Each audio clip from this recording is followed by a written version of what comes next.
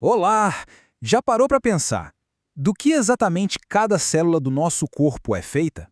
A resposta, na verdade, está toda na química, nos ingredientes mais básicos da vida. E hoje é exatamente isso que a gente vai desvendar, os blocos de construção que formam quem nós somos. Pois é, a pergunta parece simples, né? Mas a resposta leva a gente para uma viagem incrível pela bioquímica. Então, vamos mergulhar fundo e descobrir quais são os componentes essenciais de tudo aquilo que está vivo. Olha só, no fundo, toda a matéria viva pode ser dividida em duas categorias gigantes. De um lado temos as substâncias inorgânicas, como os sais minerais, e do outro as orgânicas, que são construídas em cima de um esqueleto de carbono. Que tal a gente começar pelas inorgânicas? Para entender os sais minerais, imagine o nosso corpo como, sei lá, uma máquina super complexa. Eles podem não ser as maiores peças, mas sem eles, nada funciona direito. São as verdadeiras porcas e parafusos do nosso organismo. Basicamente, sais minerais são uma variedade de elementos químicos. E o papel deles, nossa, é fundamental. Eles estão envolvidos em praticamente tudo que o nosso corpo faz para se manter vivo e funcionando direitinho. E olha que interessante. Dentro desse grupo tem uma separação. Existem os macrominerais, que a gente precisa em quantidades maiores, e os microminerais, que, como o nome já entrega, precisamos só de um pouquinho. Mas atenção aqui. Só porque a quantidade é micro, não quer dizer que a importância também seja, viu? Longe disso. Os dois tipos são absolutamente essenciais. Para trazer isso para o nosso dia a dia, é só pensar no saleiro da cozinha.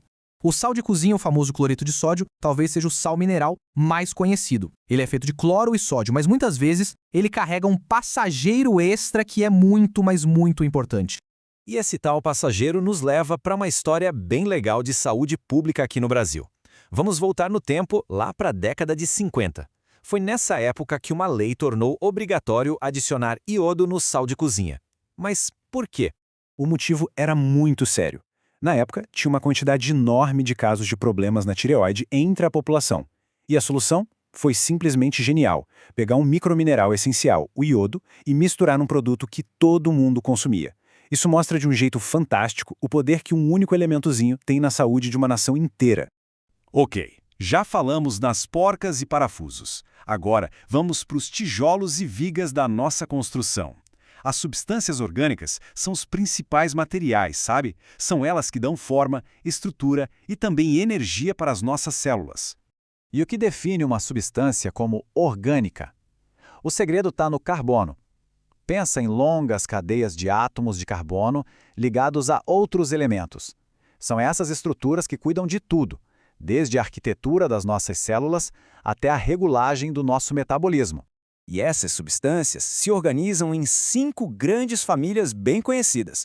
Tem os carboidratos, nossa fonte de energia, os lipídios, que a gente chama de gorduras, as proteínas, que são as construtoras do corpo, as vitaminas, super importantes, e, claro, os ácidos nucleicos, tipo o DNA, que é o nosso manual de instruções genético.